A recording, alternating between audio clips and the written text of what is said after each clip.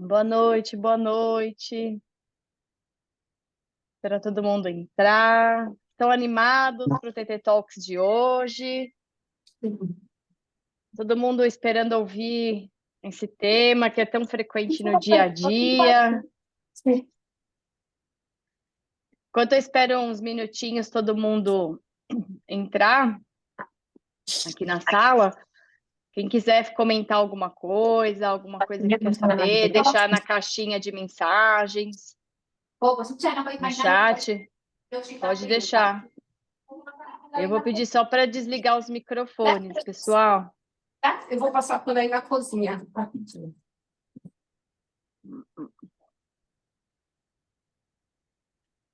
Ninguém vai comentar nada? Tô vendo o chat vazio. Estão animados para hoje?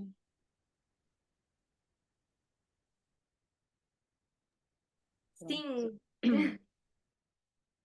Tá na reta final, né, Bianca? Nossa Senhora. Isso Puxado. aí. É Sem isso dor. aí. É só marcar a data que acontece, que chega. Ai, Deus do céu, olha. É terapia com Pinho, é terapia com a Vanessa Brotado, é terapia com a minha terapeuta normal, é treino, é marção, é Opa, martelo. opa, opa, senti que tem um boleto a mais aí que nós temos que te enviar, então, da terapia Cupinho. Já peguei aqui, hein? Olha lá, ó. Você também. Radar aí tá ligado, hein, gente? Boa noite, pessoal.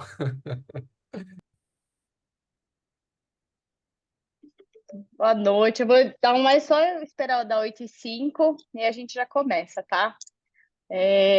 Acho que é um tema bem frequente, a escolha desse tema. Vou comentar um pouquinho e aí eu repito depois. A escolha desse tema é porque é algo muito frequente no dia a dia. Eu acho que vocês também têm dúvidas do momento que sentir alguma coisa, é lesão, não é lesão, com quem eu devo falar, quem eu devo procurar, é só um incômodo muscular, enfim. Então a gente vai trazer alguns insights assim do dia a dia, de como seguir, avisar o treinador, seguir com os treinos, não seguir, como a gente pode driblar para não ficar parado, quem procurar, como tratar, enfim, a gente vai tentar abordar um pouquinho de cada aspecto hoje, tá? Espero que vocês gostem. Podem ir deixando alguns feedbacks, né, no chat, que aí nos momentos, nas pausas aqui, a gente vai lendo e vai conversando. Participação especial da Nina. Hoje tá, olha, a Bia também já estava aí antes. Hoje o quórum tá bom. Pena que não vai ter USP sábado para ver a Nina. Agora o Wagner não vai mais para o rolê lá do triatlon, vai ficar só na USP, que ele disse. Olha, Sabe que eu tô pleiteando isso, né? Querer só só pros corredores. Vou me doar aos corredores. Esse vai ser o mote agora. É isso. Claro que você tem uma Ó, que boa. revolução, hein, cara? a gente não ouviu, Leandro, cortou um pouquinho. Para tomar cuidado com essas afirmações aí, que cria uma revolução dentro do grupo, hein? Tudo Posso bem? Boa falar? noite.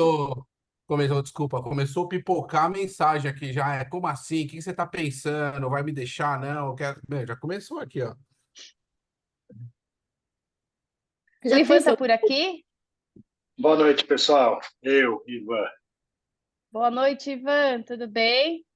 Tudo bom, né, Paula? Tudo bem. Boa noite, prazer. Ó, a ideia hoje eu vou começar, né, abordar daqui a pouco alguns pontos.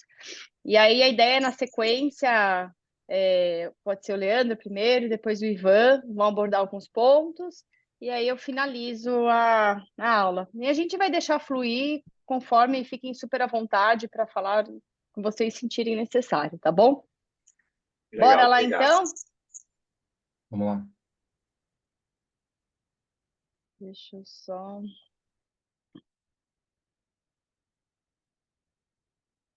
compartilhar.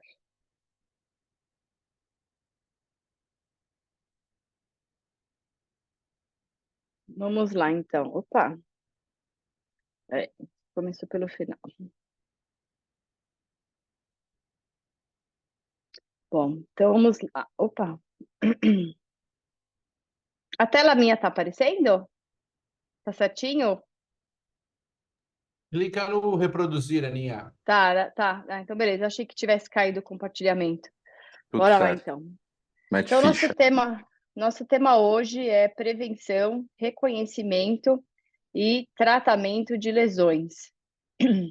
A gente escolheu esse tema, como eu falei antes, porque é algo bem recorrente no nosso dia a dia. A gente tem que lidar com diversos tipos de situações, de níveis. Então, para trazer uma orientação, um insight para vocês, enfim, para todo mundo andar conversar a mesma língua. Então, as lesões mais comuns, né, então, considerando o triatlon, aí dentro das modalidades, na natação, podem ter lesão no ombro, joelho, tornozelo, no ciclismo, joelho, lombar, mãos e punhos, lembrando, né, que geralmente também pode estar associado com bike fit, ter um bike fit certinho e revisado de tempos em tempos ajuda, né?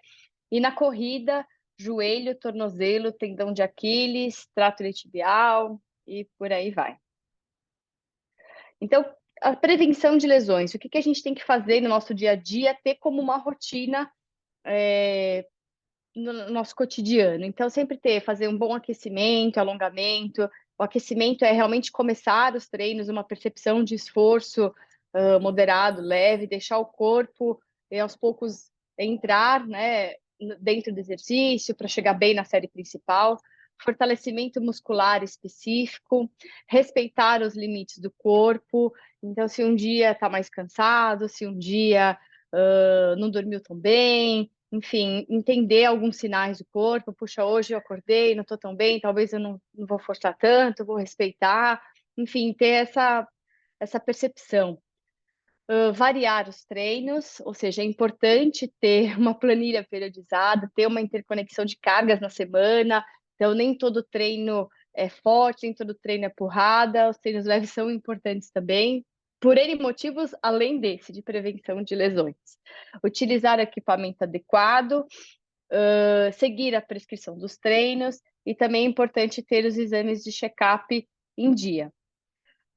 Fatores de risco para lesão. Então, o que pode contribuir ali para acontecer algumas lesões? Então, aumento repentino do volume ou da intensidade do treino.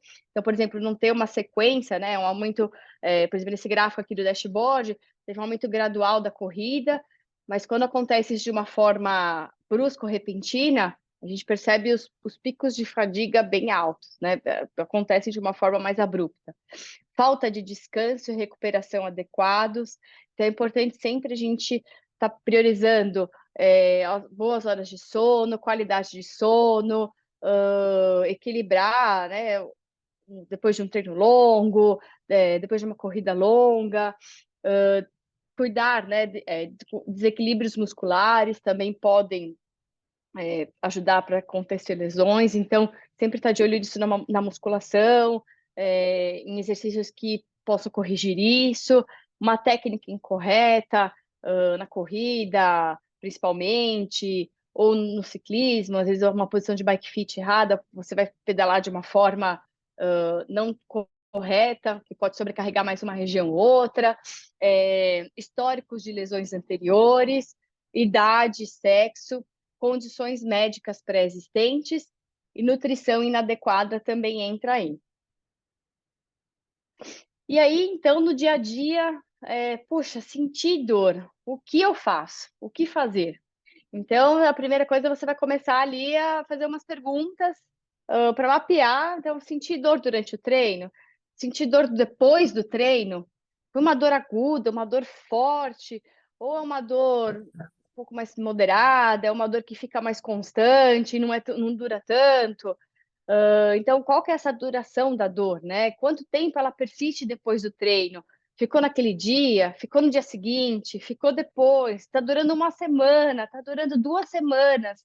Então, a gente tem que ter o radar aceso para esses pontos. Sinto dor em movimentos do dia a dia? Puxa, está doendo para andar? Está doendo para sentar e levantar de uma cadeira? Está doendo para subir uma escada? Então, né, ficar de olho em alguns pontos. O primeiro ponto é avisar o treinador, porque a gente vai ajustar as cargas dos treinos, vai adequar para poder deixar o corpo recuperar e, obviamente, também não pôr carga em cima de uma região que pode estar machucada ou que já está sobrecarregada. E aí, dependendo, então, das orientações, do que a gente for sentindo, de como foram os sintomas acontecendo, se melhora, não melhora, o que você sentiu, como durou essa dor, a gente também sempre sugere procurar o fisioterapeuta, procurar o médico, às vezes fazer um exame de imagem para ter um diagnóstico mais preciso, para a gente saber com o que a gente está lidando, em que campo a gente está pisando. E o tratamento de lesões, então, é uma gama gigante, que aí eu vou só citar algumas coisinhas, pincelar alguns pontos aqui. Então, repouso, gelo, compressão, elevação, fisioterapia. Aí o médico vai ver, precisa tomar alguma medicação, exames de diagnóstico. E aí a gente sempre vai tentar, nós treinadores sempre vamos tentar manter vocês ativos. Então, a nossa opção nunca é deixar vocês parados. A gente vai procurar alternativas para as coisas acontecerem dentro, né, do período de recuperação. Então, por exemplo, eu vou dar alguns exemplos aqui. É muito frequente, desculpa, ocorrer as lesões com a corrida, né? A corrida que já tem mais impacto, enfim. Então, por exemplo, no caso de um aluno treinando por uma meia maratona, para uma maratona, puxa, aconteceu uma dor, tem que esperar um tempo para recuperar, mas não dá para correr. Então, é muito frequente a gente propor para o aluno fazer transporte ou elíptico, que é esse aparelho que geralmente encontram-se nas academias. Então, tem uma transferência do treinamento do elíptico para a corrida, no sentido do quê? De manter o condicionamento cardiovascular, de manter o fortalecimento muscular, né? De mexer com os mesmos grupamentos musculares parecidos, né? Então, quadríceps, isquiotibiais, glúteos, panturrilhas, estabilização de core. Então, eu trouxe aqui até um estudo que comparou, né, as respostas fisiológicas da corrida em esteira com aparelhos de elíptico. Então, foram feitos alguns testes e, por exemplo, o que eles observaram é que o consumo de oxigênio foi semelhante entre a esteira, o elíptico e o stepper. Então, as medidas fisiológicas, o consumo de oxigênio, frequência cardíaca, a oxidação de carboidratos, de gordura, elas diferiram de acordo com a intensidade em que foram feitos, foram usadas nesse estudo, mas não diferiram entre os aparelhos. Então, tem uma transferência, né? Então, eles são substitutos adequados para a corrida durante esse período de lesão. O deep running também, para quem consegue, para quem tem acesso a uma piscina mais funda, é uma ótima opção. Tem uma grande transferência também para a corrida. A ideia é você fazer uma corrida, simular uma corrida na piscina, sem tocar os pés no fundo dela. Você mantém a cabeça, né, acima da água. E tem um dispositivo, um cinturão, que vai te manter ali flutuando, para você fazer o exercício e tentar fazer, né, simular a corrida da forma usar a técnica mais semelhante à técnica da corrida dentro da água. Também trouxe um estudo que valida isso, né? Que o treinamento complementar, né, o cross-training, ou seja, utilizar o deep running, ou associar também, por exemplo, em fase que já pode voltar a correr, associar um treino, entre aspas, misto, né? Um pouco de corrida, um pouco de deep running, ou um pouco de transporte, também é bem interessante nessa fase de retomada pós-lesão. O lever também é um equipamento, acho, não sei se todos conhecem, é um equipamento que você apoia, né? Ele tem um encaixe na esteira e tem essas cintas elásticas que prendem também na bermuda. A ideia dele é reduzir o peso corpóreo durante a prática da corrida e, por tabela, reduzir o impacto na corrida. E aí você ajusta, tem um controle de quanto você quer reduzir desse peso. Também é bastante indicado nesses casos de retomada de lesão, quando tem uma prova muito próxima. Não sei se já tiveram alguns alunos aqui que usaram, e se depois quiserem dar o seu feedback, vai ser bem-vindo. Aninha, Ah, oi. oi. Só volta no slide do lever. Pessoal, nós temos um lever na TT. Nós trouxemos de Boulder o ano passado. E assim que o nosso labzinho estiver pronto, né, com a nossa esteira, nós vamos disponibilizar para alguns treinos ali, principalmente dos atletas que estão com algum tipo de desconforto, vamos chamar assim. Obrigado. Joia. Outra opção também, como vamos dizer assim, uma alternativa em momentos de lesão, que acho que também muitos corredores em momentos de lesão acabaram migrando para o triatlo, já tem essas histórias, né? Migraram para o triatlo porque estavam sem correr, e aí foram diversificar as modalidades, então começou a pedalar, começou a nadar, e aí migrou para o triatlo, né? Então, o mal que veio para o bem até. Então, o ciclismo também é uma opção, mas ele não tem uma transferência direta para a corrida pela diferença de biomecânica. Bom, então eu dei uma pincelada, agora eu passo o bastão para o Dr. Leandro. Eu vou Obrigado. interromper aqui o compartilhamento. Deixa eu ver se. Pronto. Boa, deixa eu só colocar a aula aqui. E aí, vamos lá. Para mim está parecendo que está desativado o compartilhamento de participante. Talvez tenha que clicar em cima do meu nominho e colocar como co-anfitrião, talvez. Eu vou tentar fazer isso, não Tenta sei se o agora, Lê. Ronaldo tá. Agora vai, Lê. Agora foi. Era você, Ronaldo, que estava fazendo a coisa errada? É isso? Sempre, sempre, sempre. A culpa é sempre do Combina. Ronaldo. Então, dá para ver a tela aqui? Prevenção de lesões? Sim, dá para ver. Tá, então vamos lá. Bom, é o seguinte, a Ana tinha me mandado... Obrigado pelo convite, aliás. Todos vocês, Ronaldo, o Wagner e a Ana, por me lembrarem de mim. Obrigado mesmo. Fiquei bem feliz. Porque a Ana me mandou a aula dela que ela tinha preparado, aí eu não quis fazer uma coisa... São coisas que nós, ortopedistas, médicos de esporte, a gente fala exatamente o que você acabou de falar. Achei muito legal. Depois a gente conversa sobre aquele trabalho da esteira lá. Eu truco algumas coisas, mas acho que esteira com escada eu concordo. Agora com o transporte elíptico, não sei não, viu? Acho que é muito mais fácil fazer o transporte elíptico. Mas achei bem legal a publicação e a apresentação. Eu peguei algumas aulas que eu dou usualmente, peguei e dei uma adaptada. Prometo que eu vou falar em menos de 20 minutos. Então, aqui, vamos lá. Bom, tá aqui o Leandro. Primeiro, assim, a gente tem que entender que muita gente sente dor, mas como é que seria a classificação de dor, né?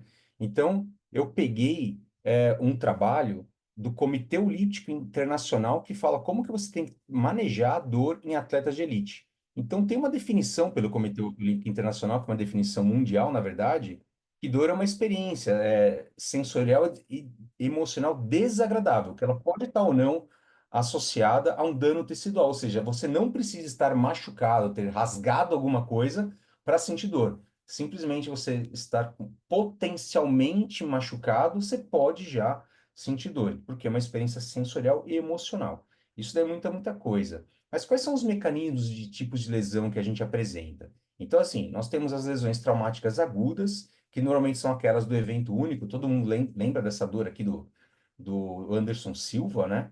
No qual ele teve a fratura ali na tíbia, na luta da disputa pelo cinturão. E mais, assim, falando do triatleta, é mais comum as fraturas de clavícula, né, que eu já tratei algumas por conta dos acidentes de ciclismo. Tem as lesões por uso excessivo, então, por exemplo, as fraturas de estresse, que vocês já ouviram falar, isso aqui, para quem não conhece, é uma ressonância do quadril, e nós temos aqui a cabeça do fêmur, o colo do fêmur, e aqui, ó, nós temos o comecinho da fratura de estresse. Então, aqui a gente já considera uma fratura de estresse grau 2, que potencialmente vai evoluir para uma fratura total se você não começar a tratar. E você tem as lesões recorrentes, são subagudas ou condições degenerativas crônicas, como, por exemplo, as tendinopatias. Aqui é uma ressonância do ombro E aí a gente tem aqui uma tendinite com uma calcificação crônica que acontece do ombro, ou como, por exemplo, uma ressonância do joelho, no qual aqui nós temos a cartilagem do côndilo medial e do côndilo lateral. Vocês veem que aqui está meio baleadinha essa cartilagem. Aliás, essa ressonância é minha, estou trouxe aqui para vocês. Veem que está faltando um teco aqui da cartilagem do joelho. Então, isso é uma condição degenerativa, crônica ou subaguda. Mas quais são as possíveis lesões musculoesqueléticas que podem acontecer? Então, esse outro artigo foi bem legal que ele mostra, ele pegou só como, por exemplo, o tornozelo. Então, você pode ter no tornozelo uma distensão ligamentar, uma lesão ligamentar. A distensão é quando o ligamento só estica, aqui é quando ele rompe. Você pode ter uma fratura ali da fíbula, por exemplo, do malolo medial no tornozelo. Você pode ter uma luxação da articulação, quando a articulação sai do lugar, é quando você perde o contato entre dois ossos. Você pode ter aqui uma ruptura muscular, por exemplo, uma distensão ou uma lesão muscular, não é nem de ligamento nem de tendão. Você pode ter uma tendinopatia, ou seja, uma lesão do tendão ou mesmo uma inflamação. Uma coisa que faltou nesse artigo, eu coloco aqui à parte, você pode ter também uma lesão da cartilagem desse tornozelo. Então, todos esses tipos de lesões que vocês podem passar não só no tornozelo, mas pode acontecer em qualquer tipo de articulação. E quais são as incidências das lesões musculoesqueléticas? Fizeram também esse artigo é bem legal, foi publicado agora em 2023, no qual ele pegou a epidemiologia de 33 esportes olímpicos, no qual 1.022 artigos foram selecionados 162 e a maioria das lesões ocorre nos membros inferiores. Então, eles mostraram essa tabelinha, eu selecionei o que interessa para a gente, tá? Porque tinha as 33 modalidades. Então, aqui em cima, a gente vê, ó, a disciplina esportiva, aonde acontece a lesão, o tipo da lesão e a incidência. Então, a gente vê que o pessoal do ciclismo não tem dados para a gente poder avaliar. Eles não são chegados nos esportes olímpicos a fornecerem dados durante a pesquisa. Quando a gente vai para natação, os esportes aquáticos, que pega aqui a natação, maratona aquática e assim por diante, a gente vê que na natação, 38% acontece nos membros superiores e 42% nos membros inferiores e quase 20% no tronco. Então, a lesão mais comum da natação é a tendinopatia, seguido pela distensão muscular, pelas lesões musculares e pela distensão muscular. E aonde normalmente você tem 3 lesões para cada 1.000 horas de treino, ou seja, cada 1.000 horas você pode ter 3 lesões. Quando a gente vai lá para o atletismo, onde pega a maratona, 92% das lesões, como é esperado, acontecem nos membros inferiores, sendo que a tendinopatia é a lesão mais comum, seguido pelas rupturas e pelas distensões musculares. Já na maratona, você tem 65 lesões para cada 1.000 horas de treino. E especificamente do triatlon, nós temos que 20% das lesões acontecem nos membros superiores, 36 a 85, tem uma variação grande aqui nessa daqui, né, nos membros inferiores e até 72% no tronco. Então, o mais comum são as lesões musculares, com as distensões musculares, as tendinopatias e depois as lesões ligamentares. Já intermediário, 17 lesões para cada 1.000 horas de treino. Foi feito um trabalho bem legal, que a gente podia até replicar, viu, Wagner? Dá para fazer até com a TT isso. É um questionário que todos preencheram, foi feito na Federação de Triatlon Portuguesa, no qual eles pegaram 174 atletas durante um ano, e eles viram que dos 174, 131 eram sexo masculino e 43 femininos, com idade de 18 a 70, ou seja, 36 anos de média. E o que eles viram? 10% das lesões acontecem na natação, 17% durante o ciclismo e 71% das lesões acontecem durante a corrida. Então, consideravelmente no triatlo, como a gente viu nesse artigo e nos artigos anteriores, a corrida é o grande vilão das lesões que acontecem na modalidade. E aí a gente fica pensando, poxa, como é que eu posso fazer um tratamento e a prevenção dessas lesões? Eu não vou entrar na área mecânica, igual a Ana falou, mas nós fazemos controle de carga, nós fazemos adaptação de modalidade e nós fazemos a parte fisioterápica com prevenção muscular, alongamento e arrumar a biomecânica, a técnica dos movimentos esportivos, é o que tem maior prevalência para você prevenir lesões. Eu vou entrar mas numa parte médica, uma coisa que vocês não sabem, provavelmente. Então vamos falar. Por exemplo, tem esse artigo aqui também, esse artigo ele é de 2018, onde foi feita uma revisão sistemática. Para quem não sabe, revisão sistemática na parte médica é quando você pega o maior número de artigos possíveis para responder uma pergunta. E eles viram que no tratamento de todas as lesões musculoesqueléticas, ou seja, lesões musculares, lesões tendíneas, ligamentares, você tem que ter um balanço energético positivo. Ou seja, não adianta querer se readaptar de uma lesão se por um acaso você está fazendo dieta. Não vai funcionar, vai demorar mais para você se reabilitar daquela lesão. Tem que ter aumento da oferta proteica durante o tratamento e a recuperação de uma lesão. Você pode usar a creatina no tratamento e na recuperação. O ômega 3 também está indicado nessa revisão sistemática. O colágeno hidrolisado também é uma boa, junto com a vitamina C. E o aumento do hidroximetilbutirato, que é o HMB, que ele é um derivado da leucina. Para quem não sabe, é um componente, um dos componentes, aminoácidos componentes do BCAA. Então, o uso do BCAA durante a recuperação de lesão é importante, junto também com a suplementação de vitamina D. É um artigo bem legal, uma revisão sistemática que vale a pena, e isso é o que a gente usa hoje em dia. E não foi só esse daí, eu peguei outros artigos também de 2022, como, por exemplo, o impacto da nutrição na saúde do nosso tendão. Como vocês podem ver aqui no vídeo, a gente tem a tendinopatia do tendão patelar, que ela acontece aos poucos, normalmente por conta de fraqueza muscular e erro de biomecânica na corrida. E aí você tem essa inflamação aqui no tendão.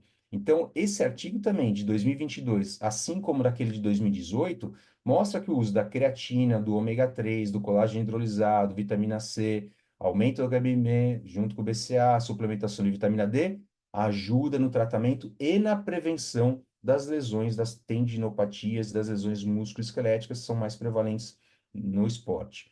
Já esse outro, ó, de 2023, também fala a mesma coisa, como, por exemplo, o uso, aqui ele acrescenta o uso do metilsulfonilmetano, que é o MSM, tanto no tratamento da dor, como na ajuda como antioxidante e na prevenção de lesões. O uso de ômega 3, o colágeno hidrolisado, BCA, vitamina D e entra aqui a cúrcuma com a curcumina. São os suplementos alimentares que vocês podem utilizar no seu dia a dia que vão ajudar a diminuir a chance de você ter lesão musculoesquelética.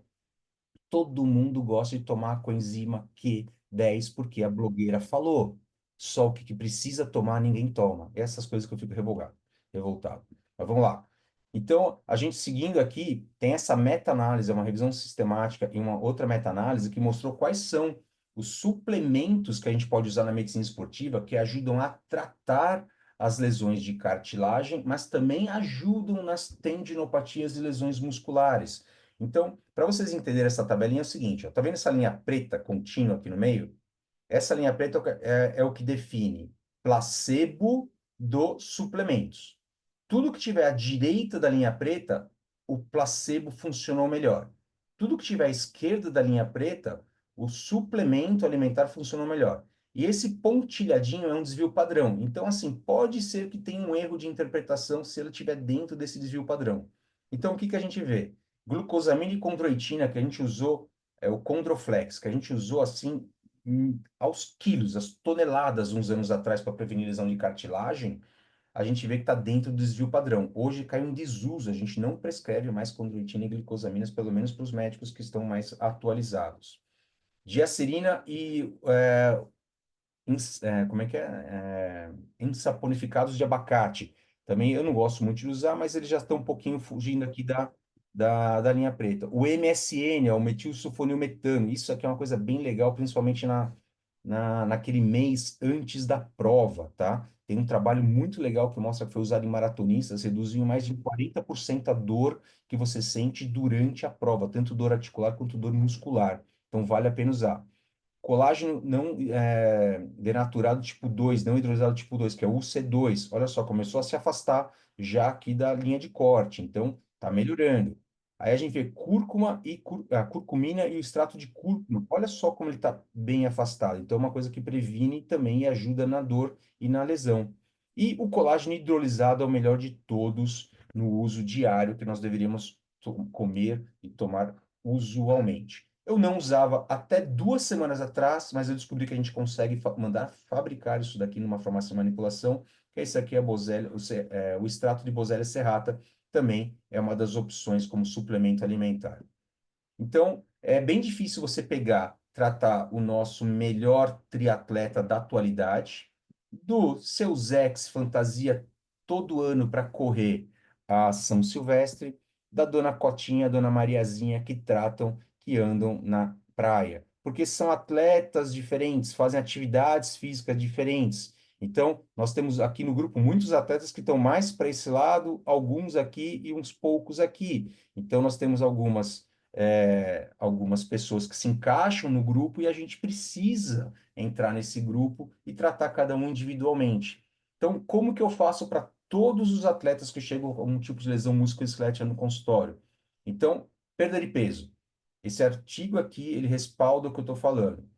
Quando você vai caminhar 3 a 4 vezes o seu peso corporal em cada passada. Se você pesa 50 quilos, pode chegar a 200 quilos de peso corporal em cada passada. Se você pesa 80 quilos, pode chegar ali a 320 quilos em cada passada. Então, subir uma escada, 4,3 vezes o peso corporal. Descer a escada, 6 vezes o seu peso corporal. Dá um trotezinho, um ritmo tiozão, 9 vezes o peso corporal. Correr para valer 14 vezes o peso corporal em cada passada. Então, assim, se você pesa 80 quilos e baixou para 70, você está tirando 140 quilos de impacto em cada passada numa corrida. Em uma corrida de 5 quilômetros, a depender da pessoa, você pode dar aí de 4.600 até 5.200 passadas, vezes 140 quilos para cada passada. Vocês imaginam quantas toneladas você está tirando de carga naquela corridinha de 5 quilômetros. E o salto até 20 vezes, esse aqui é o salto triplo, tá? O salto triplo chega a 20 vezes o peso corporal. Então, mando todo mundo para fisioterapia. Eu peguei como exemplo aqui um problema no joelho. Então, usualmente, você tem que mandar o paciente fazer um fortalecimento do glúteo médio, os abdutores do quadril, quadríceps, alongamentos isquiotibiais, um treino de equilíbrio para propriocepção e fortalecimento do tibial posterior para correção do caso, um pé plano valgo. Por que isso, Leandro, para o joelho?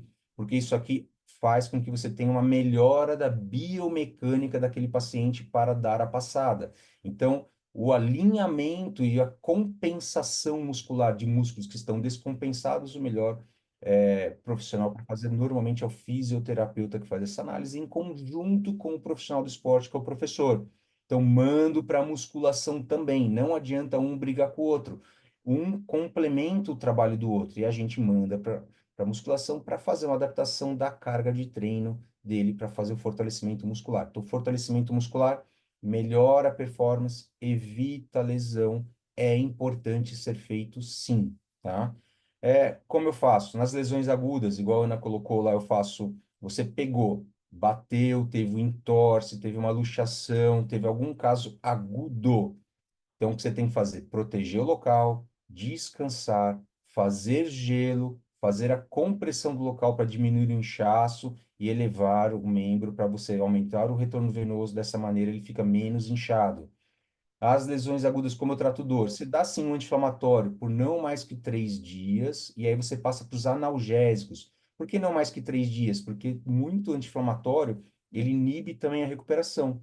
Então, você passa para os analgésicos, a dipirona, paracetamol, tramal, por exemplo. E se for uma lesão crônica? Aí é diferente o tratamento. A gente entra já com anti-inflamatório, pode entrar com medicações para lesão crônica, mas eu entro já no tratamento para recuperação daqueles tendões. Igual eu falei anteriormente, a gente pode entrar com a cúrcuma, o colágeno hidrolisado e o colágeno não hidrolisado tipo 2. E a gente pode fazer as prevenções. Isso daqui eu faço para 100% dos meus pacientes. Então, quando eles passam, tem algum problema, por exemplo, de cartilagem, joelho, ombro, coluna, quadril, começou a dar problema, vamos tomar a medicação para fazer a prevenção. Então, nós temos o colágeno não hidrolisado, o colágeno hidrolisado, a cúrcuma, o ômega 3 e a condroitina glicosamina, que alguns ainda insistem em usar, mas eu, pessoalmente, eu não uso. As tendinopatias. Tendinopatias eu entro com medicação, não é só tomar anti-inflamatório. O anti-inflamatório, ele ajuda a tirar a dor por um curto período, mas ele não resolve o problema e não deixa seu tendão mais forte. Então, a tendinopatia O tendão é principalmente formado de colágeno tipo 1 e tipo 2, e o colágeno hidrolisado, ele representa isso, ajudando você na recuperação desse tendão. A cúrcuma e o ômega 3 têm a função de serem antioxidantes, ajudando na recuperação daquele processo inflamatório. Tudo deu errado, nada funciona naquele tipo de lesão. Existem os tratamentos mais modernos hoje, que você pode fazer no tratamento, não funciona como prevenção, que é o PRP, o plasma rico em plaquetas, que não é todo mundo que pode usar, você precisa ter uma autorização especial para poder fazer isso, junto ao Conselho Federal de Medicina, precisa ter um local adaptado para poder fazer isso, pela vigilância sanitária, a gente tem isso lá no consultório, acaba utilizando. Então, a gente acaba sim utilizando plasma rico em plaquetas no tratamento das lesões musculoesqueléticas. Para quem não sabe o que é quando você colhe sangue do paciente, pois nesse sangue existem dois tipos diferentes de substâncias. A gente tem as partes vermelhas, que a gente chama de eritrócitos, e nós temos o plasma, que é principalmente composto pelas plaquetas. Junto dessas plaquetas que tem no plasma, nós temos fatores, são citocinas, que regulam o crescimento, a inflamação, a remodelação do tecido, ajudam na cicatrização e principalmente aqui, ó, regeneração. Por isso que é utilizado no tratamento das tendinopatias crônicas ou tendinopatias ou lesões de cartilagem ou até mesmo lesões musculares no tratamento disso. Nós temos as células mesenquimais, são as famosas células tronco. Elas desempenham um papel na recuperação. Ou podemos usar uma coisa mais potente, que seria o aspirado de medula óssea, mas não é o caso. Normalmente eu reservo isso para os casos mais graves, tá? Então, onde nós temos célula tronco no corpo inteiro, todo mundo sempre ouve falar do cordão umbilical do neném, mas você pode achar em qualquer parte do seu corpo. E a vantagem da célula-tronco, junto com as citocinas, que é onde você joga ela, tem uma tendência a se formar. Existem vários trabalhos ao redor do mundo provando isso, mas ainda está em comprovação. Então, você joga ela no tendão, ela vira o quê? Um tendinócito, então ajuda naquela lesão crônica. Você tem uma lesão muscular, ela vira uma musculatura, assim como a cartilagem, e assim por diante. Então, o que que a gente faz? A gente colhe sangue do paciente, esse sangue ele passa por dois processos de centrifugação e concentração, e ele vira isso aqui, ó. Essa parte vermelhinha a gente joga fora, a gente não utiliza. Essa parte de cima, aqui são os 3/4 superiores, é o plasma pobre em plaquetas. Isso aqui é muito utilizado na estética, a mulherada adora isso. Então, para corrigir, fazer enxertia, para fazer recomposição de colágeno de pele e assim por diante. E a gente usa isso aqui, ó, plasma rico em plaquetas, que é esse quarto inferior junto com essa linhazinha, ó, tá vendo? Ó? Essa linhazinha aqui são as células-tronco. Então, como que funciona? A gente passa por um processo de centrifugação, esse processo de centrifugação leva a isso aqui, ó, o segundo processo leva a isso daqui, onde a gente tem todo o plasma e um pedacinho aqui que a gente chama platelets. Então, tá aqui a Bárbara, a gente trabalha numa cabine de segurança, onde ela faz aqui a separação do que a gente vai utilizar para aquilo que não vai utilizar, e todo esse tubo que se forma depois da segunda centrifugação, 80% a gente joga fora e fica com esses 20% inferiores, que vão se tornar isso daqui, ó. Isso aqui é o PRP. Isso daqui é injetado nas tendinopatias, nas lesões crônicas que são utilizadas no esporte hoje em dia. É o melhor tratamento que existe. Ainda tem muita comprovação para ser feita, mas é muito promissor, muito utilizado na Europa, Estados Unidos e em alguns locais aqui no Brasil.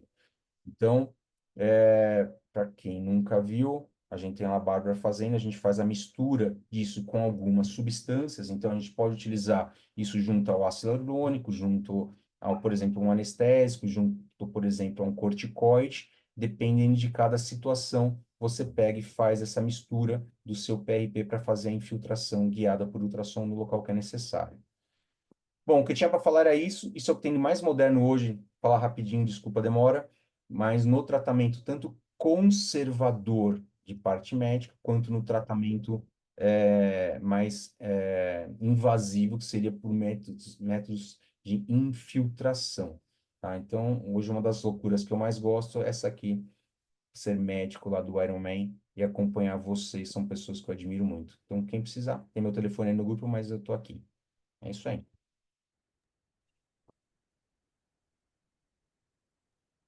Boa, Oi? muito bom. Obrigada.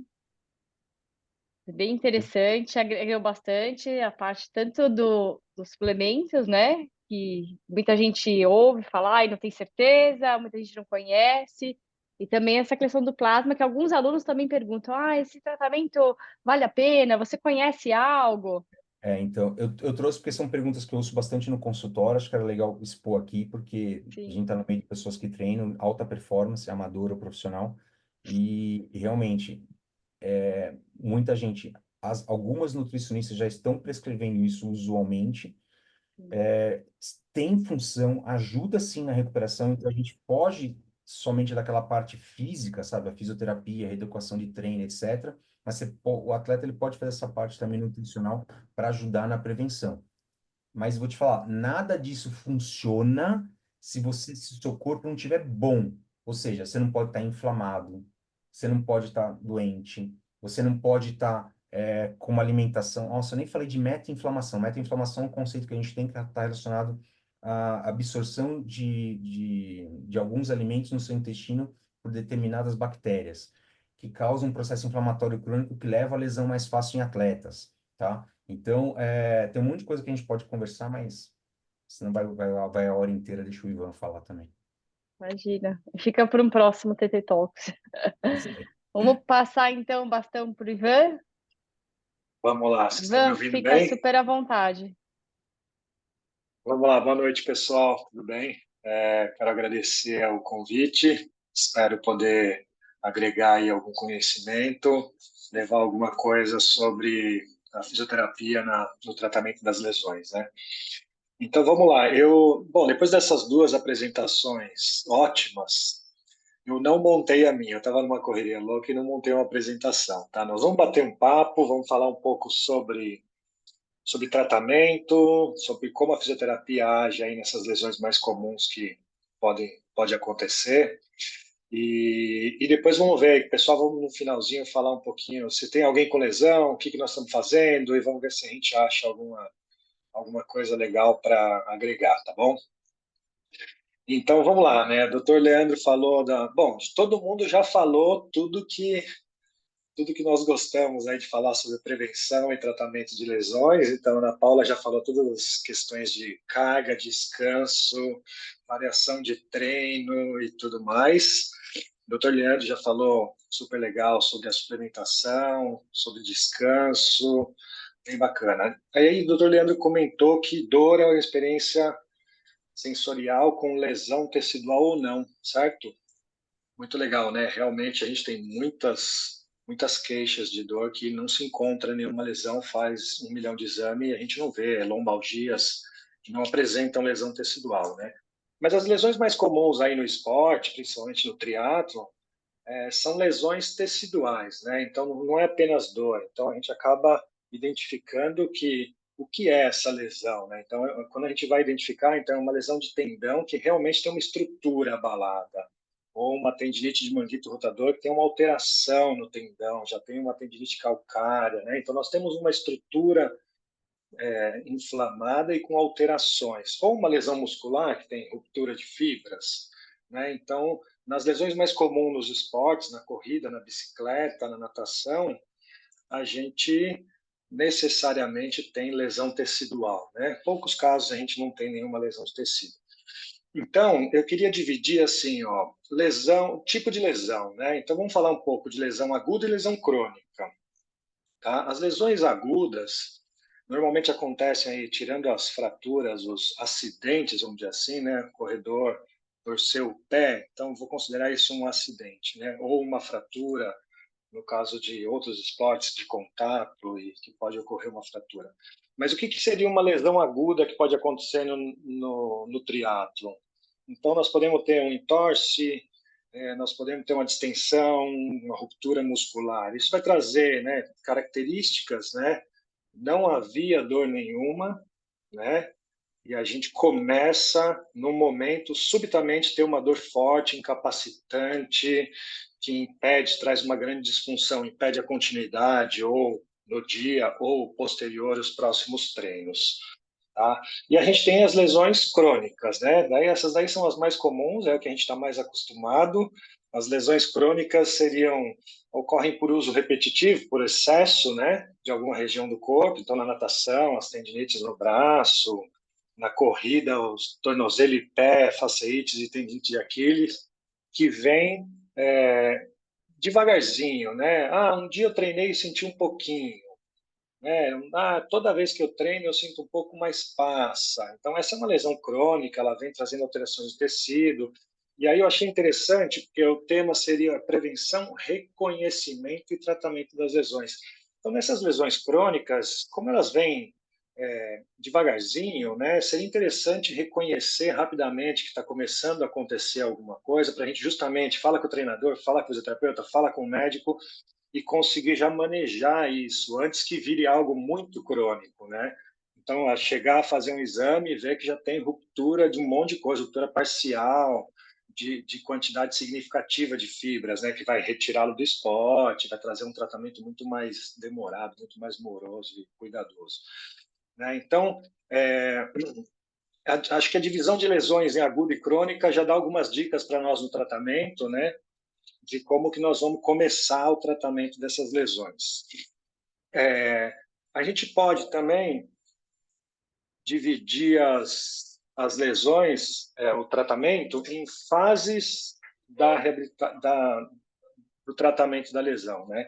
Então, a gente tem aquelas lesões que tem uma fase aguda, muito rápida, e já se resolve, né? Então, uma distensão muscular, normalmente, não tem ruptura de fibras nem nada, então nós temos uma fase aguda, eu corri, eu senti uma fisgadinha no posterior de coxa, acho que eu não vou participar da prova, 2, 3 dias depois essa dorzinha diminuiu um pouquinho a carga naquela semana de treino, isso melhorou, então ficamos só com uma lesãozinha de fase aguda, passou, né? Vamos manejar ali algum treino intervalado, mas muito rápido, com uma passada muito larga, para não sofrer, para não ter esse risco, e passou. Agora, a gente tem outras fases, né? Então, a gente tem lesões que levam para a fase subaguda. Então, lesão aguda, a gente vai falar aí até 5 dias, 7 dias no máximo, né? Essa fase aguda. Subaguda, de uma semana, 3, 4, depende do tipo de lesão. Então, subaguda, por exemplo, as lesões musculares normalmente vão aí a 4 semanas de tratamento, né? Então, você tem a primeira semana onde precisa de um repouso, precisa de alguns cuidados, gelo, em alguns casos anti-inflamatório. Na fase subaguda, a gente só tem uma reparação tecidual ali, eu já consigo treinar, né? Então, eu já consigo, assim, tive uma lesão muscular, não foi de muito grande, então eu já consigo treinar na segunda, terceira semana, fazer alguns exercícios, não dá para correr, mas eu já posso pedalar. Então, essa fase subaguda já vai te devolvendo um pouco do tratamento, né? E depois a gente tem a fase da reabilitação, que podem durar meses, né? Aí depende do tipo de lesão, um entorse de tornozelo não vai durar meses, uma ruptura de um ligamento cruzado anterior vai durar meses nessa fase de reabilitação. Tá? E depois disso, um retorno ao esporte. Claro que eu posso retornar ao esporte com 7 dias, dependendo da lesão, posso retornar ao esporte com 9 meses, no caso de uma lesão de ligamento cruzado, né? Então, é muito, muito variável o tipo, como fazer o tratamento, porque depende do tipo de lesão, da intensidade da lesão. Então, eu dei uma pesquisada no que é mais comum. Eu sou corredor, o de corrida eu já sabia bem. Ciclismo e natação foi um pouco da minha prática lá no Einstein, e eu dei uma pesquisada no que é mais comum. A Ana Paula já colocou aí lesões no ombro, né? Ana, me ajude aí nessa. Lesões no tornozelo e pé. Lesões na lombar, falamos de lesão lombar? Lesões lombares, né? Ou dor, né? Nesse caso seria dor lombar, né? Normalmente a gente não encontra muita lesão nessa queixa de dor, e sim somente a queixa da dor, né? No caso dos ciclistas, né? Eu acrescentaria aí uma dorsalgia, uma cervicalgia, tá? No ciclismo é bem comum na minha prática. Chegar a gente lá, eu pedalo, eu começo a pedalar e começa a doer minhas costas, muito tempo naquela posição, já troquei o clipe, já fiz não sei o quê, e nada melhora, tá? Então, assim, não vou colocar por ordem de incidência, mas tornozelo e pé, nós temos tendinite de Aquiles muito incidentes, temos facetes plantares, certo? Joelho, nós temos as condropatias aí bem citadas, a tendinite patelar, e a síndrome do atrito da mandíbula tibial, ok? Ombro, a gente tem bastante tendinite de manguito rotador. Aparece na pesquisa Síndrome do túnel do carpo. Eu já tive queixa de paciente que fala que formiga a mão e tem dor no punho durante o ciclismo, né? Mas muito pouco, né? E uma questão de adaptação, de tempo, e isso desaparece, né? Um pouco de fortalecimento e tudo. Estiramentos de distensões musculares são bem comuns, e a lombalgia e dorsalgia, certo? Então, isso é o que mais, acredito que é o que mais acomete aí todos os triatletas. E agora eu queria fazer um bate-papo, né? Então, falamos da dor, falamos da lesão, falamos do tipo de lesão, vamos classificar em aguda e crônica, o que mais acomete os atletas. E agora queria alguém com alguma lesão. Aí tem alguém lesionado ou está todo mundo bonitinho? Deixa eu só falar uma coisa, Ivan. Prazer, Leandro. Fala. Prazer, Ivan. Eu li um artigo uma vez, faz um tempo já, que era assim, até eu gostaria que o pessoal falasse se aconteceu ou não. Quando um atleta ele relata algum tipo de dor, em 80% das vezes, numa conversa com o fisioterapeuta ou com o professor, o técnico, etc., e uma adaptação do treino, você consegue resolver o problema, não chegando a ter uma lesão. Só 20% Isso. esse cara vai para o médico, entendeu? Não sei, acho que vocês pegam bastante, né? Porque assim, eu sou o final da linha, entendeu? É quando normalmente já chegou alguém tentando, já fez algum tratamento, não deu certo, ou é uma coisa mais séria, mas normalmente ele tentou fazer algum tratamento, alguma adaptação. Não sei se você passa essa situação, a Ana também, como é que funciona? Isso, acontece bastante, né? Falar, Ivan, está acontecendo assim, eu estou correndo e está acontecendo tal coisa, né? Muitas vezes a gente acha, né, um bate-papo informal, a gente acha o que está acontecendo e não evolui para uma lesão tecidual verdadeira, né? Algo que continua. E algumas vezes nós não achamos, porque tem ajustes biomecânicos que são mais difíceis, às vezes o paciente não relata, né, exatamente, nem ele conseguiu entender exatamente onde está o erro, e aí acaba chegando para você, chega no final da linha que vira Então, uma lesão, né? Eu tenho, por exemplo, outro dia aconteceu um caso desse, veio uma paciente perguntar, faz musculação, corre um pouco, nada muito intenso, faz bastante musculação, e ela veio falar, pô, eu acho que eu tô com uma fasciite plantar. E aí eu achei interessante falar disso, por quê? Porque fala um pouco da questão aguda, crônica e do tipo de dor, né? Quando vem relatar o tipo de dor, diz muita coisa para nós, né, do que está acontecendo. Eu falei, mas por que está com uma fasciite? Está correndo muito? Não, não estou correndo.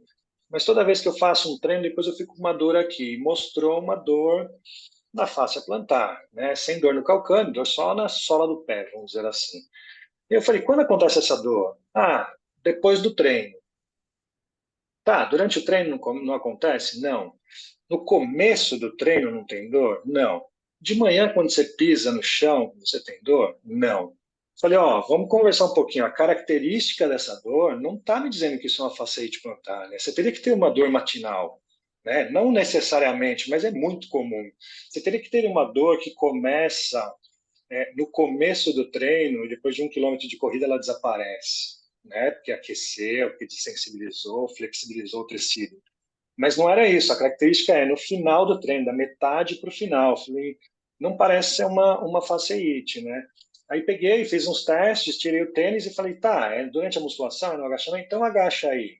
Aí bingo, né?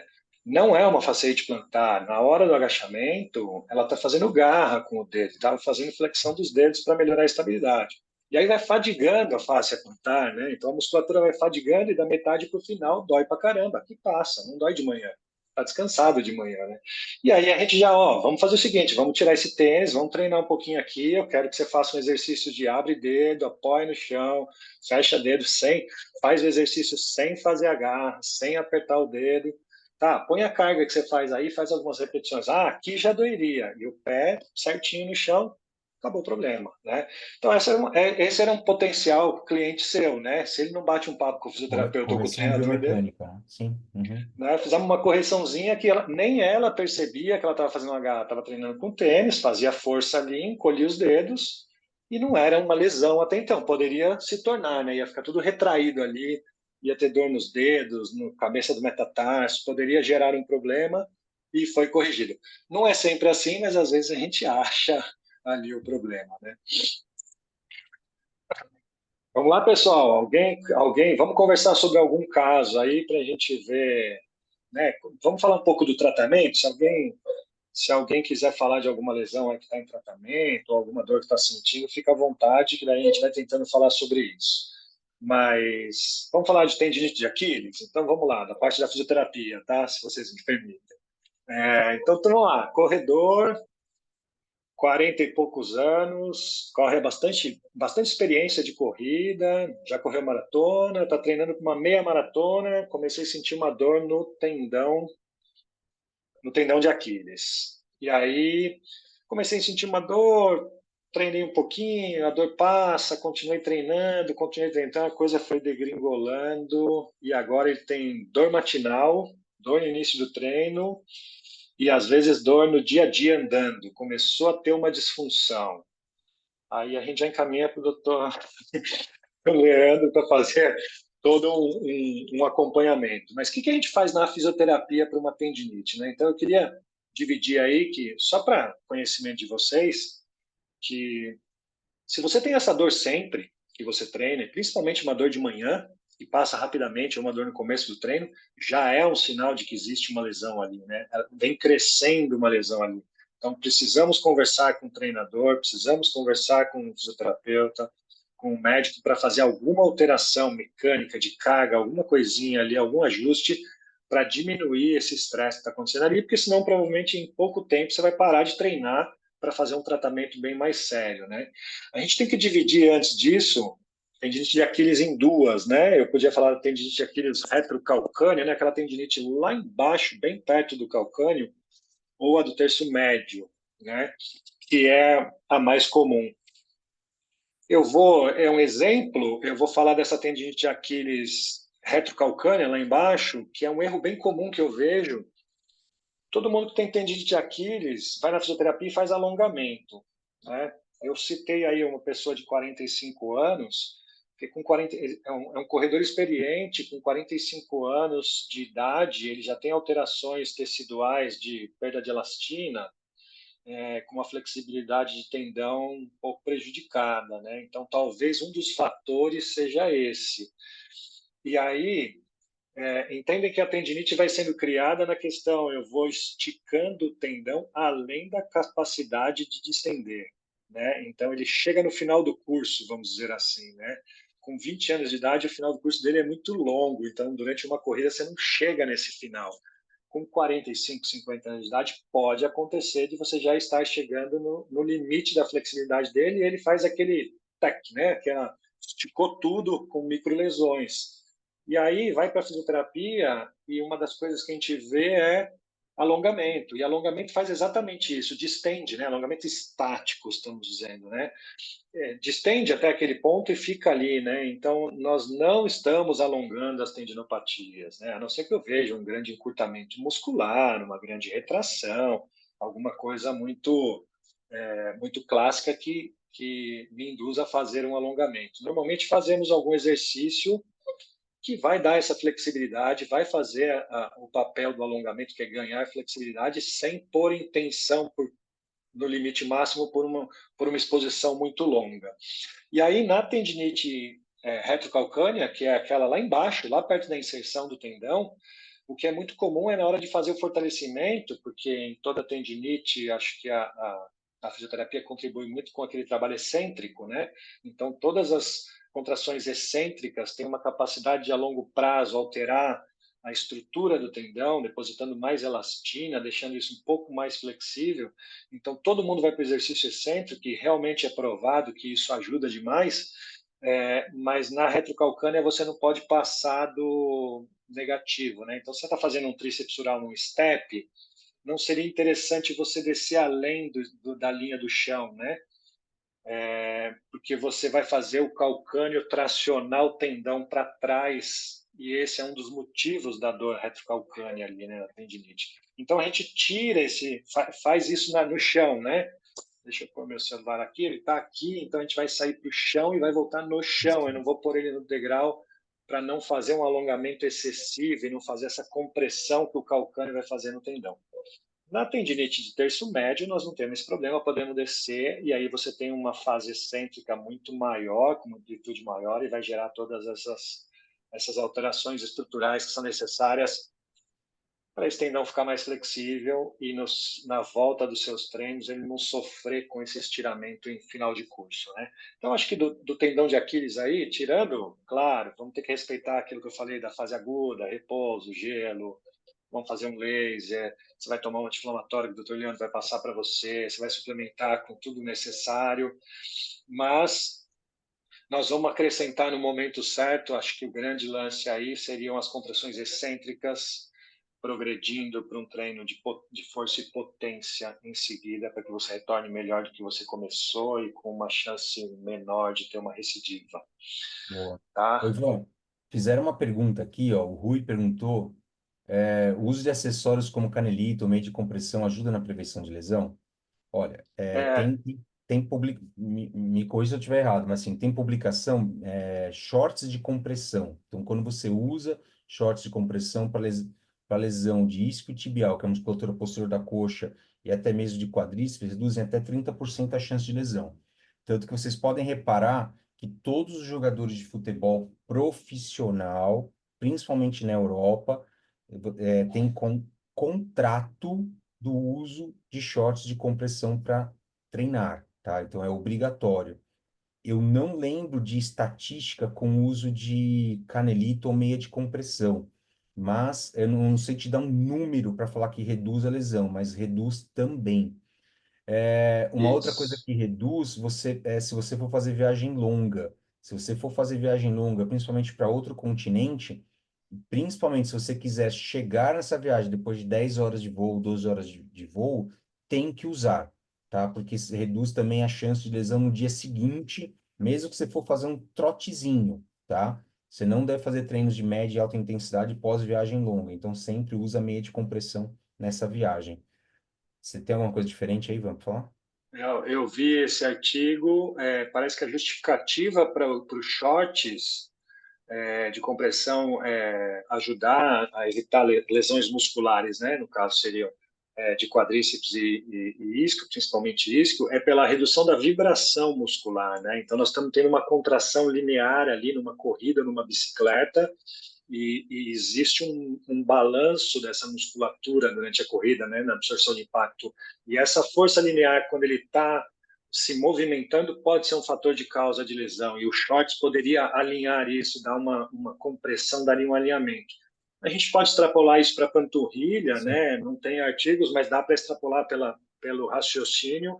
Seria interessante para a panturrilha, mas são estudos novos, né? A meia de compressão, o manguito, o canelito, né? E tudo mais ajudam, por exemplo, na questão de edema, daí na questão recovery vai ser bem falado, mas na prevenção de lesão Eu é isso aí, acho é que o para quem shorts. já teve a lesão é importante usar. Principalmente assim, se for alguma coisa mais recente, por exemplo, você teve uma distensão na panturrilha, uma lesão muscular na panturrilha. Usar um canelito para, pelo menos eu recomendo isso para todo mundo. Falar, volta a treinar de canelito pelos próximos 3 meses, por exemplo. E aí você garante ali, você dá uma ajuda de não ter uma nova lesão. Não vai, quer dizer, garante é uma palavra muito forte. Ele contribui para que você não tenha uma nova lesão, entendeu? Então, Isso, isso aí. eu acho que tanto manguito, canelito, bermuda de compressão, eu acho que tudo isso já é provado que tem, né? Tem a questão do kinesiotaping, que já está caindo por Sim. terra, que ele não ajuda muito, mas tem uma questão muito legal. A gente lá no hospital, eu vejo muito pessoal da neurologia usando o kinesiotaping, e tem um resultado maravilhoso, né? Então, eu acho que a gente pode extrapolar isso do tipo manguito, canelito, meia e camiseta, shorts de camiseta de compressão.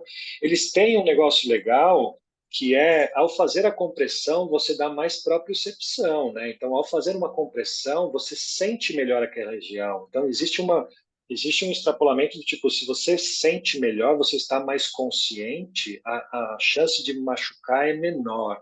Então, é super interessante nesse momento inseguro que você está falando, né? O paciente vai retornar. Então, retorna com uma joelheira, retorna com uma tornozeleira, então retorna com um canelito. Isso vai ajudar a te dar mais consciência daquela região. Então é válido, sim. Eu só não acho que ele vai evitar uma lesão, né? Ele reduz em alguns casos, por causa dessa justificativa Sim. da vibração muscular. Queria complementar também algumas coisas e contar um pouquinho da minha experiência, porque a questão de peneito de compressão e meia de compressão, ele vem lá de 2008, 2009, não é algo tão recente assim. Já em 2010 eu usei em Kona, né, usei em Florianópolis, então a gente já tentava descobrir ali como é que funcionava e realmente, quando começaram a sair alguns estudos, ele não fala de prevenção de lesão, e sim, de certa forma, o único quesito que tinha ali era a menor vibração muscular que tinha, principalmente ali na canela, né? Uma outra questão muito importante é o retorno venoso, que é a facilidade que se tem, principalmente na panturrilha, de melhorar o retorno venoso, que, teoricamente, a panturrilha é nosso segundo coração, que facilitaria aí numa manutenção de volume de ejeção, que é extremamente importante no esporte de endurance. E mais recentemente, o que a gente tem acompanhado são as questões da compressão por aerodinâmica. Ou seja, eu consigo, por exemplo, através de um pernito, ganhar ali de 3 a 5 watts, 3 a 5 watts, né? É um valor considerável quando você coloca ali capacete, roda, frente da bicicleta, você vai por volta de 25, 30 watts total. Então, muitas vezes a gente está tentando melhorar nosso FTP e está esquecendo que com uma simples ajuste de aerodinâmica, bicicleta, atleta, eu já ganharia isso de uma forma instantânea. Então, existem alguns pontos aí. Eu já usei também o Kinesiotape que vocês falaram, e a gente procurava diversos estudos lá atrás para tentar justificar algumas questões, era difícil. Alguns estudos falavam que ajudava, outros não, mas eu era extremamente responsivo ao kinésio, então a minha sensação de bem-estar e sensação de melhora era muito grande. Então, em 2008,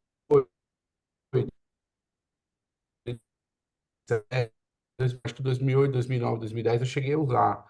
Então, eu tinha ali uma sensação muito boa, o que trazia alívio, inclusive, de dor, e uma percepção interessante, que é essa questão, acho que neuro que você estava falando.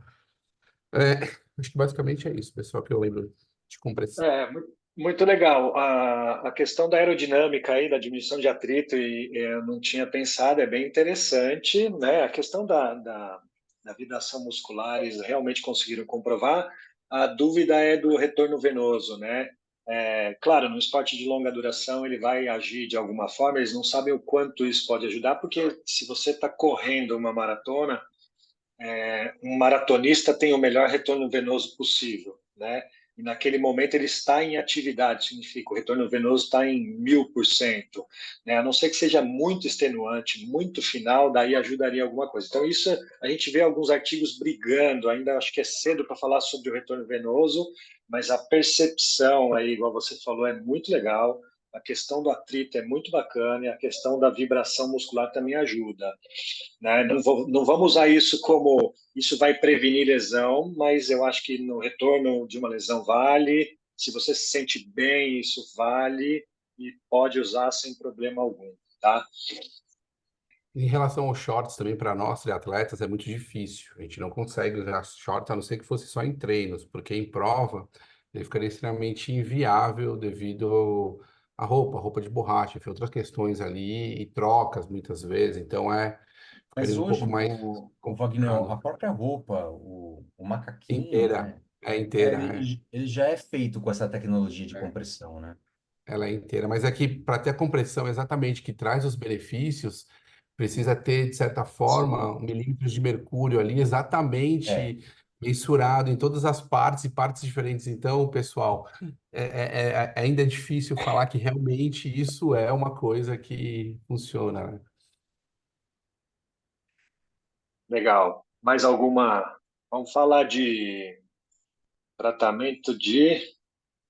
Que mais? Alguém tem alguém está em tratamento? Alguém está correndo e tem dor? Alguma coisa para nos ajudar aí a gente fazer Vou um fazer uma pergunta, casinho? vai, ó. De tudo que vocês ouviram aí, o que que vocês acham que é o mais importante? Se for assim, ó, vai fazer uma coisa para prevenir lesão, o que seria? Uma. Uma coisa. Posso responder? Vai, manda. Dormir bem. Acho que é o primeiro. Descanso. Boa, é verdade. Verdade, boa. Não sei, eu Sendo iria pro impossível, eu tenho uma fortalecimento, pergunta para vocês, eu iria já pro que ninguém fortalecimento pergunta. muscular. Eu acho que é o mais importante de todos. Fazer uma boa base É, muscular. o equilíbrio e o fortalecimento muscular. Fala, Wagner. A gente sabe que diversas lesões estão relacionadas com o volume ou intensidade que são executadas nos treinamentos, né? Eu posso ter se a gente avaliar todos os corredores que vão no parque em um único dia, nós teremos ajustes em biomecânica em 100% deles. A gente sabe disso, e nem todos se machucam. Agora a gente sabe também que existem questões relacionadas a volume e intensidade que são extremamente importantes na condição, principalmente de maratonistas, triatletas, de meio Iron e Iron. Eu queria saber como que vocês conversam com os técnicos e qual o nível de entendimento que vocês conseguem atingir com questão de volume e intensidade para poder realmente discutir, sendo que isso é uma variável de extrema importância quando esses atletas chegam para vocês machucados. Bom, Tá. vamos lá. Eu normalmente numa avaliação, quando o atleta vem para mim dizendo, por exemplo, uma questão de intensidade, força, e volume de treino, vai dar muito problema com lesão muscular, correto? É isso que acontece, né? Não está com uma força ou com uma potência adequada, aumentou o volume de treino ou o pace muito rapidamente e apareceu uma distensão ou uma lesão muscular, né? Então, normalmente, quando eu tenho relatos, diferente de tendinite de Aquiles, né, que não está tão relacionado com isso, mas de lesões musculares, eu vou pesquisar justamente que treino que ele faz, né? Então, ele faz uma boa base de musculação, tipo mecanoterapia, né? Aparelhos básicos de musculação para ter força segmentar em cada um, com um equilíbrio necessário, do tipo isquiotibial 60% do quadríceps, abdutores mais fortes que adutores, né? Até porque vão ser fatores decisivos na prevenção de, por exemplo, uma síndrome do atrito da banda iliotibial, tá? Que tem uma rotação interna de fêmur, tem um drop de quadril, então tem uma falha muscular, né? Existe uma um entendimento que uma mecânica errada ali por fraqueza muscular vai propiciar, vai dar mais chance de ter essa lesão. Então, eu já vou pesquisar. E o que eu encontro normalmente é, não, eu faço treino funcional, eu não faço musculação, né? Então, eu já desconfio, porque precisava ter uma musculação de base ali, né? Para depois ter um treino funcional.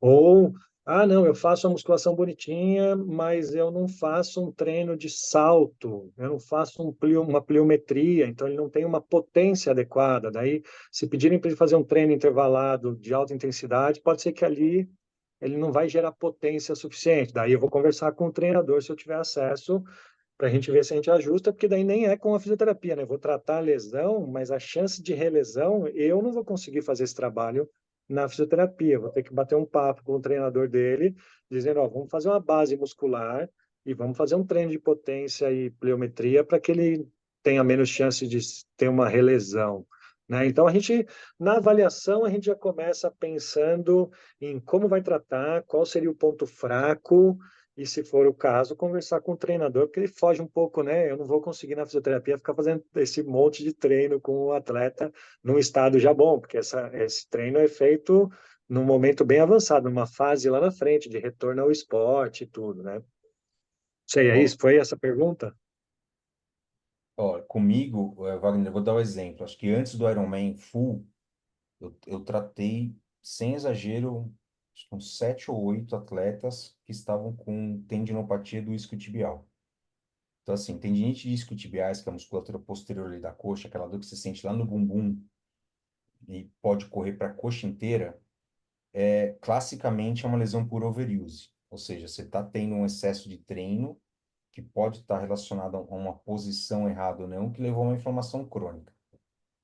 100% deles eu tratei com as infiltrações, mas em conjunto com a físio, e eu conversei com os técnicos. Então, a gente mandar uma mensagem e tal, no qual a maioria eu pedi para parar de correr liberei o ciclismo normal, mas eu pedi para baixar um pouquinho, 1 centímetro a 2 do selim. Então, baixou o canote, porque aí você dá um alívio, principalmente quem anda de TT, dá um alívio ali no posterior de coxa. Falei para o pessoal não andar clipado no ciclismo, tinha que andar de pé, porque, de novo, você não aumenta a angulação da bacia quando você anda clipado, e aí você relaxa o isquiotibial posterior. Proibi as mulheres de fazerem stiff. Mulherada adora fazer stiff. Proibi. Deixa o bumbum durinho. Não pode. Lesão isquiotibial. Natação liberei normal, que não tinha problema.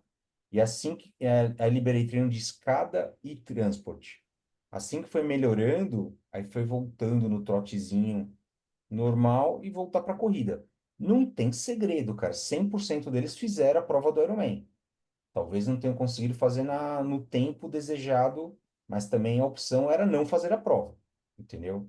Então, eventualmente tem que parar de fazer uma modalidade até a gente conseguir reabilitar e, e a gente tem sempre que pensar na biomecânica, não é porque você está machucado que você precisa parar de treinar, dá para você treinar muita coisa, mas tem que pensar nisso e tem que conversar com o técnico, não tem jeito. Se não conversar com o técnico, a coisa não vai, entendeu? Não adianta. Wagner, dormiu? Tá aí? Não. Não, tô aqui, tá tudo ótimo. Dormir, nem à Ó, noite eu deixa eu tentar complementar aí a resposta. Eu pensaria na fisioterapia, por exemplo, na lesão na tendinite de isquiotibiais, né, de origem de isquiotibiais, lá no isquio, né? É, Normalmente na corrida a gente com excesso começa a apresentar esse sintoma. Se não chegou a estar muito disfuncional ainda, eu incluiria um exercício de extensão de quadril, né? Pode ser o stiff, né, com carga controlada e tudo mais, né, porque o isquio vai ter a função ali na corrida de flexor de joelho, quase nada, mas de extensor de quadril, como auxiliar do glúteo na extensão de quadril, ele vai ser bem interessante. Então, se na minha entrevista inicial eu identificar que não faz esse treino de base legal, eu coloco na fisioterapia, claro que com carga controlada, com qualidade de movimento, algum exercício de extensão de quadril. Então, tem aquele voador, planador, todos aqueles que são originários do stiff, para justamente fortalecer, treinar o isquiotibial como auxiliar de extensão de quadril, né? E não o clássico mesa ou cadeira flexora, que treina o isquiotibial como flexor de joelho. Então, seria interessante se eu identificar ali que não tem esse treino de base e acrescentar esse treino para prevenir lesões futuras, ficar com Prevenção, né? um pouco mais calejado ali nessa extensão de quadril com mais qualidade e não sofrer na hora de um aumento de volume, né? Ó, falando em posterior de coxa, ainda é válido que a flexão nórdica é o único exercício que previne lesão de isquiotibial? Então, o único não, né? Mas eu acho que foi isso que eu estava tentando falar também, né? Tá. A gente fica tentando prevenir lesão de isquiotibial fazendo flexão de joelho, né? E para mim isso é um grande erro, né? Fazendo flexão de joelho, em alguns outros esportes, não consigo achar algum esporte aqui que talvez use muita flexão de joelho. Então, talvez no jiu-jitsu ele usa para travar o Nossa. cara o isquiotibial como flexor de joelho. Mas na corrida e na bicicleta, o isquiotibial, na bicicleta ainda vai ser flexor de joelho, mas na corrida ele é muito extensor de quadril, né? Então nós vamos precisar dar uma atenção para essa musculatura com esses tipos de exercícios, né? Então você vai desde búlgaro a stiff, a todos aqueles planador, voador, que fazem flexão de quadril e exigem extensão com glúteo e isquiotibial. Você faz um excêntrico muito interessante no isquio, né, nesses exercícios, e isso deixa eles mais ativos, mais flexíveis, mais fortes, mais potentes, e aí sim nós podemos exigir um aumento de volume, de intensidade, de passada, de ritmo, de pace, com uma chance menor, né, de desenvolver essa tendinite. Alguém colocou alguma coisa no chat aqui, né? Vou ler. Fui Foi o Eric.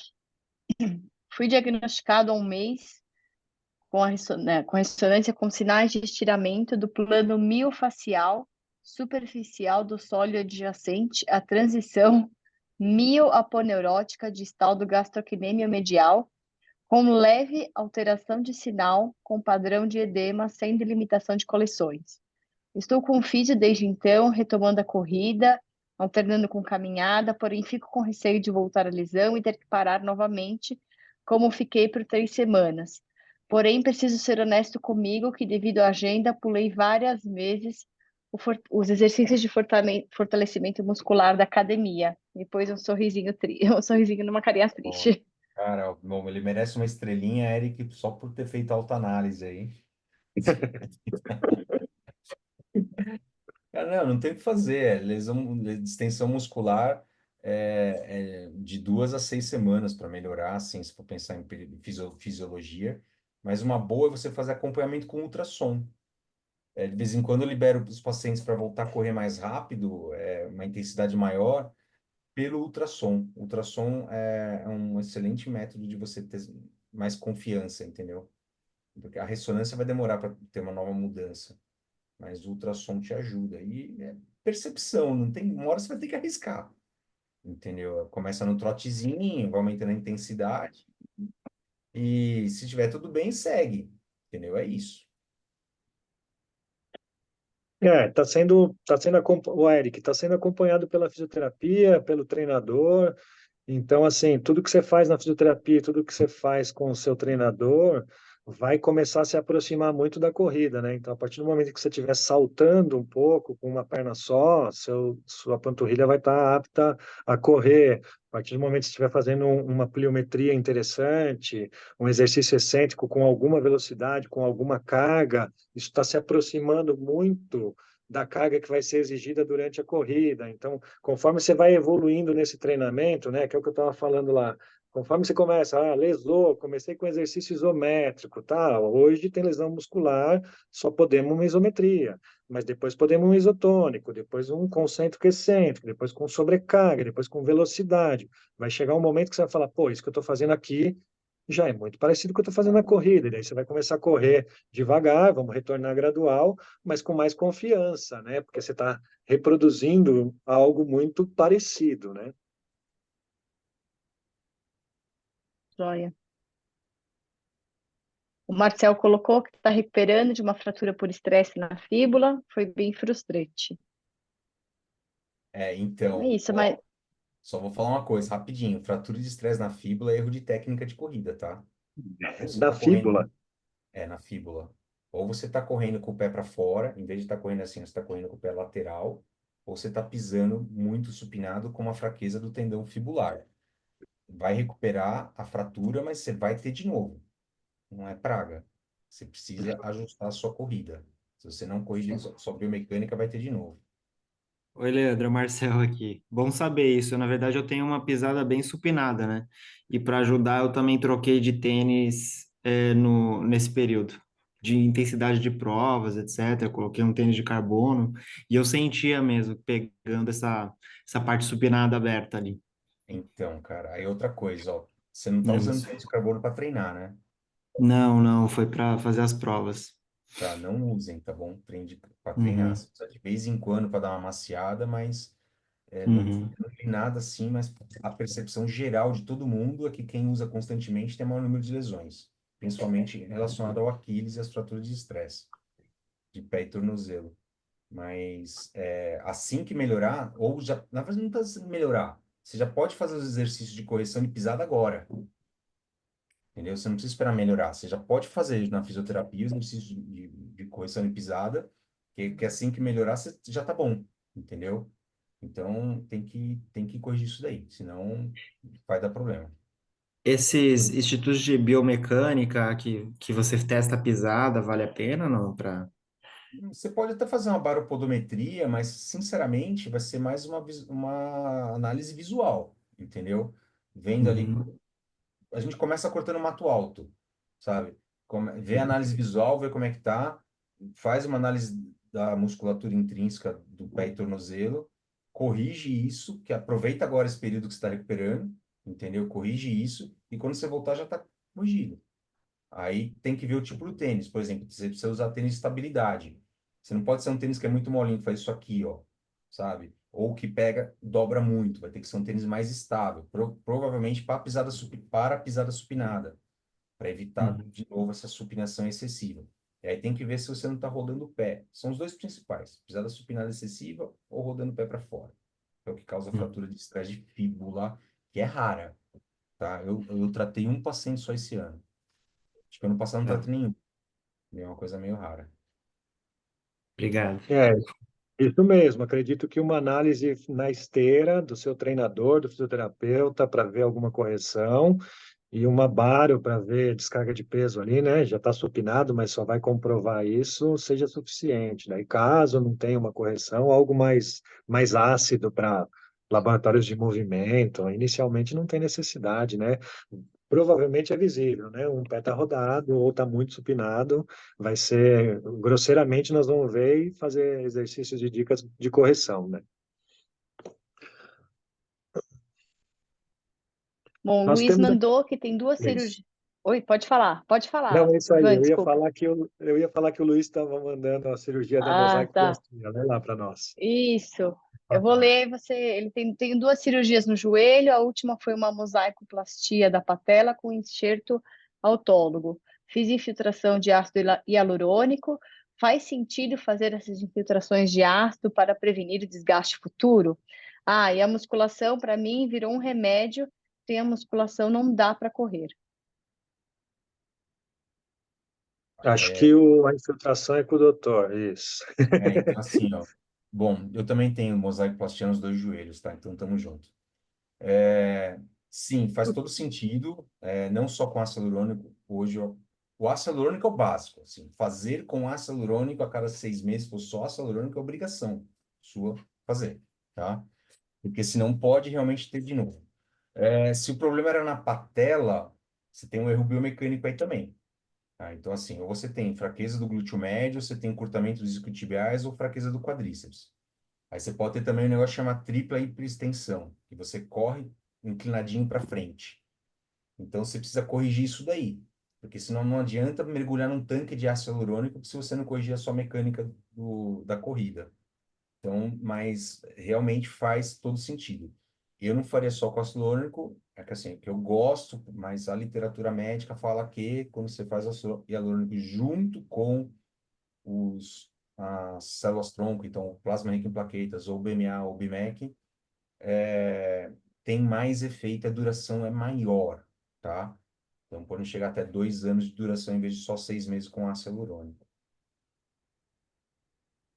E... Ele tinha entendido que era um problema congênito. Agradeceu. Não, não é. Quer dizer, pode até ser, se tiver uma patela alta, algumas coisas um pouco mais diferenciadas, mas teria que analisar. Mas a princípio não.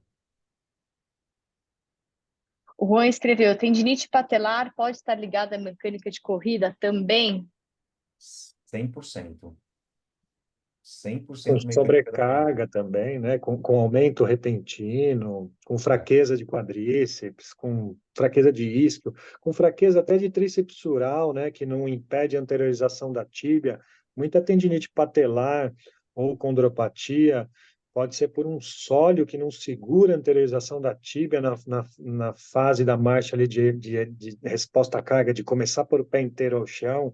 A tíbia avança muito mais do que deveria por uma fraqueza muscular. Então, um isquio e um tríceps sural treinados na medida podem sim ajudar bastante nas tendinites patelares, né? Então, tem que analisar, fazer uma análise, ver o que você está correndo errado, corrigir essas falhas mecânicas, provavelmente musculares, porque senão vai ter de novo. Tratou, volta a ter de novo. Não tem jeito. Deu? Finito, então, de perguntas? Acho que a gente Bom, passou da hora, né? como são 9h30, não teve uma. Mas eu vou complementar aqui, só para a gente encerrar. Deixa eu só compartilhar aqui a tela.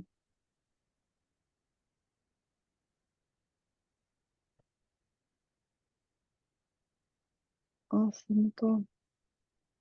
Aqui. Não tô conseguindo compartilhar. Aqui. Pronto. Então, só para encerrar aqui nosso papo, como que a gente faz o retorno seguro aos treinos? Então, seguir com a avaliação médica, o médico sempre vai liberar para retornar e fazer essa ponderação, como o doutor Leandro colocou, né, no exemplo que ele deu dos atletas pré-Ironman, segura a corrida, faz a bike, faz a natação, a bike com algumas ressalvas, o fortalecimento gradual, como o Ivan colocou, então a fisioterapia vai fazendo aquela evolução, né, passo a passo, dos movimentos, do fortalecimento, até ter uma segurança para voltar, ter uma biomecânica da fisioterapia ali parecida, né, com o exercício e restabelecer o exercício, aumento progressivo da carga, de acordo com as planilhas de treinos, retorno gradual às competições, não pular etapas e sempre dar um feedback para o treinador, porque em qualquer momento se sentiu que teve, né, deu um passinho para trás, vale segurar as cargas para não de repente ficar sem voltar a estacar zero ou ficar sem alguma atividade física, para a gente sempre conseguir se manter ativo de uma maneira segura.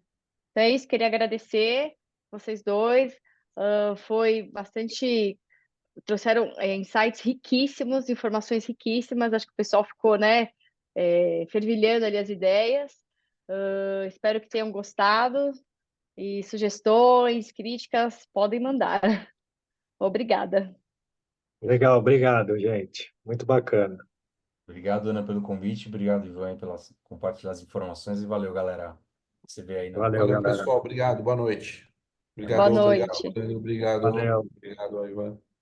Obrigado, valeu. Boa noite.